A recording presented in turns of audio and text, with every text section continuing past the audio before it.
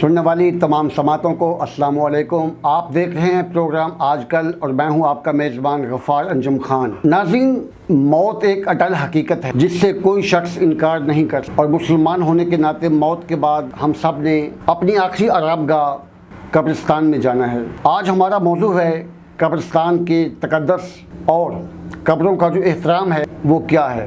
नाज़रीन, कब्रिस्तान का तक़द्दुस पामाल किया जा रहा है। कब्रों पे आवारा कुत्ते और दीगर जानवर कब्रों का तक़द्दुस पामाल कर रहे हैं। नाज़रीन, जब बारिश आती है तो बारिश का पानी कब्रों में चला जाता। आपसे गुजारिश है कि बारिशों के बाद कब्रिस्तान का एक चक्कर लाजमी लगाया करें। एक तरफ तो बाअसर लोगों ने कब्रिस्तान की जगह पे कब्जा किया हुआ है और दूसरी जानब आवारा जानवरों ने तक़द्दुस पामाल कर रखा है। आवारा कुत्ते, गधे, खच्चर और दीगर जानवर कब्रों के ऊपर पेशाब करते हैं, बैठते हैं, जो इंतहाई शर्मनाक काम है। इस्लाम ने इंसान को कब्रों के ऊपर बैठना, सोना और पाँव रखना हराम करार दिया है। लेकिन मकाम अफसोस है कि आज हम कब्रिस्तानों में जाकर देखें वहाँ क्या हालात हैं। नाज़रीन, आज का हमारा प्रोग्राम बहुत ही अहम होने वाला है। आपसे गुजारिश है कि मुकम्मल प्रोग्राम देखिएगा। आज हम आपको कब्रिस्तान में मौजूद जो लोग हैं उनके ख्यालात आपको सुनाएंगे, मुख्तलिफ शहरियों का क्या ख्यालात हैं और उलमा कराम कुरान और हदीस की रोशनी में हमें क्या अहकामात देते हैं और उलमा कराम से बात करेंगे। यकीन जानिए, कब्रों की हालत देखकर दिल खून के आंसू रोता है। हमने ज़िला बिहारी के तारीखी कस्बा लुडन का जो कब्रिस्तान है उसका विज़िट किया है, तो उसके बाद जो हालात देखे हैं उससे हमें बहुत अफसोस हुआ और आज हम इस प्रोग्राम को मैनेज किया है। नाज़रीन, प्रोग्राम को आगे ले जाने से पहले मैं आपको एक वीडियो दिखाना चाहता हूं, तो पहले वो वीडियो देखें, उसके बाद हम प्रोग्राम को आगे ले जाएंगे। जा वेख मिट्टी दियां ढेरियां जिन्ना ते कख पे, उधरों ते कोई मुड़ नहीं आया, इधरों लख गए। हैं, हमारी उनसे अपील है कि कब्रिस्तान की चार दीवारी, गेट और जो भी इसके हिफाजती इक़दाम हैं वो मुकम्मल किए जाएँ। और मैं बिलखसूस ये क्रेडिट सारा गफ़ार अंजुम भाई को देता हूँ कि जिसने ये कदम उठाया कब्रिस्तान के लिए, क्योंकि हमने ही इधर आना है। तो गफ़ार अंजुम साहब की मेहरबानी, जिन्होंने ये इक़दाम उठाया, हमें यहाँ बुलाया, कब्रिस्तान का विज़िट किया और मौका पे हमने देखा कि इस तरह के जानवर मौजूद थे जिससे कब्रों को नुकसान पहुँचाया जाता है।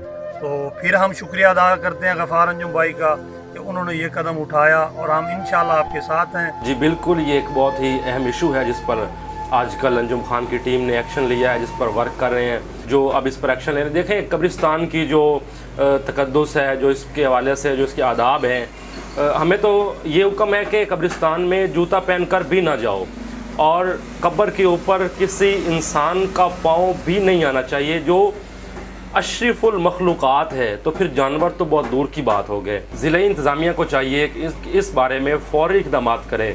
ये आवारा कुत्ते ना सिर्फ कब्रों की बेहुरमती करते हैं बल्कि ये राहगीरों को भी नुकसान पहुंचाते हैं। मैं आपके प्रोग्राम आजकल अंजुम खान के साथ आपको अप्रिशिएट करता हूं कि बहुत ही अहम मौजू जिसको आपने उठाया है। अल्लाह पाक हमें कामयाब व कामरान फरमाए। जी नाज़रीन, आपने मुख्तलिफ शहरियों के ख्यालात सुने। अभी हमें ज्वाइन किया है कारी गुलाम अब्बास साहब ने। हम उनसे गुफ्तगू करेंगे और इस्लामी नुक्ता निगाह से जो कब्रों का तक़द्दुस है, कब्रिस्तान का जो मकाम है उसका क्या एहतराम है, क्या मकाम है, उनसे गुफ्तगू करते हैं। अस्सलामु अलैकुम।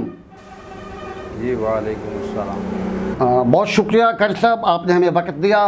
जनाब, अभी आप वीडियो देख रहे थे तो मेरा आपसे पहला सवाल ये है, कब्रिस्तान का क्या तक़द्दुस है और क्या यही एहतराम इंसानियत है?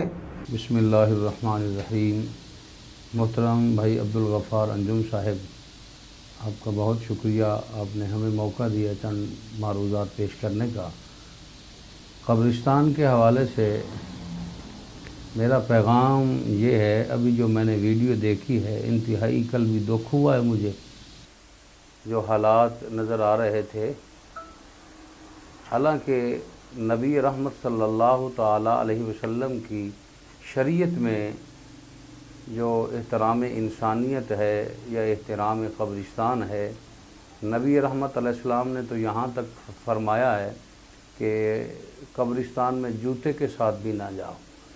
नबी रहमत सल्लल्लाहु अलैहि वसल्लम ने इरशाद फरमाया, مومن کے متعلق بتا رہا ہوں کہ مومن کوئی عام شخص کا نام نہیں ہے. مومن تو وہ ہے جو کعبے سے بھی افضل ہے، چاہے وہ قبر میں چلا جائے چاہے دنیا میں زندہ ہو.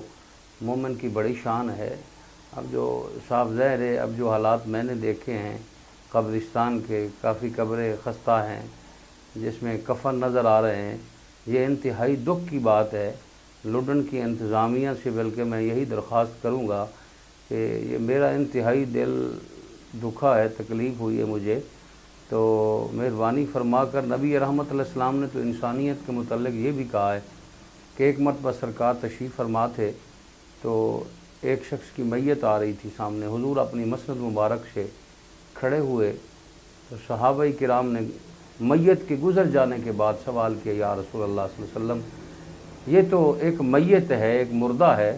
تو حضور صلی اللہ علیہ وسلم نے ارشاد فرمایا ہے تو انسان، ہے تو مسلمان، ہے تو حضور. یقیناً احترام جب نبی رحمت علیہ السلام کا اتنا فرمانا اور احترام کرنا ہمارے لیے ضروری ہے. اور یہ بات ذہن نشین فرمائیں، ایک کیڑا ہے نا جی چھوٹا سا، تو بخاری شریف کی میں حوالے سے الادب المفرد کا حوالہ دے رہا ہوں، تو اس میں آپ پڑھیے گا کافی سارا پورا ایک سبق لکھا ہوا ہے، باب لکھا ہوا ہے.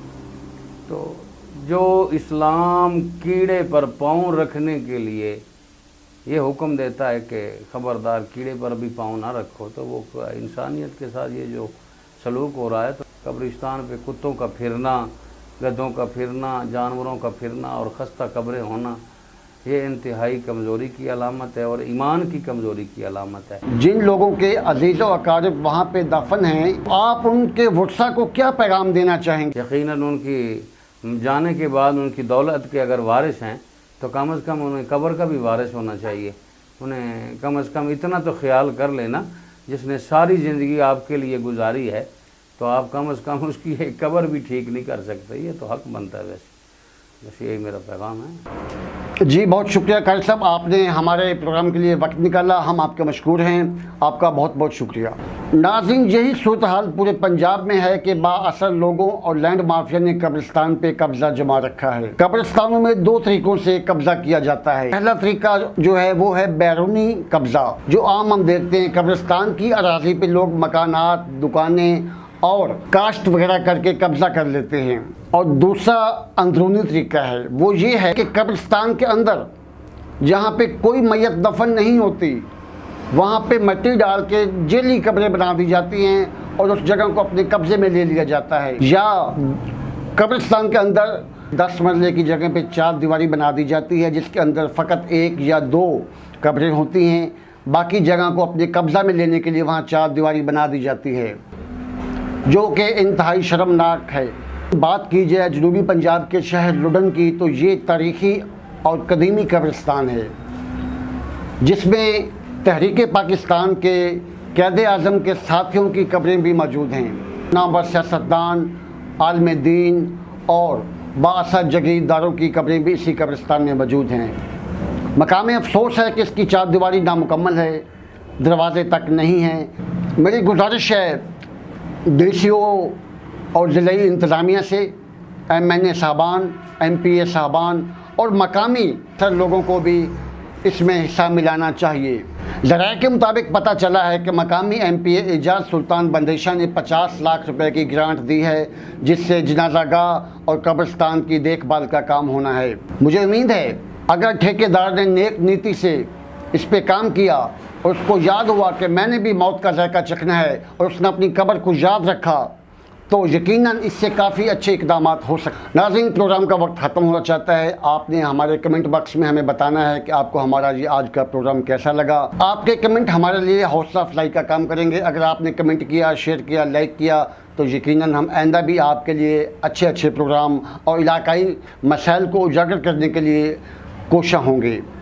اجازت دیجیے. اللہ حافظ.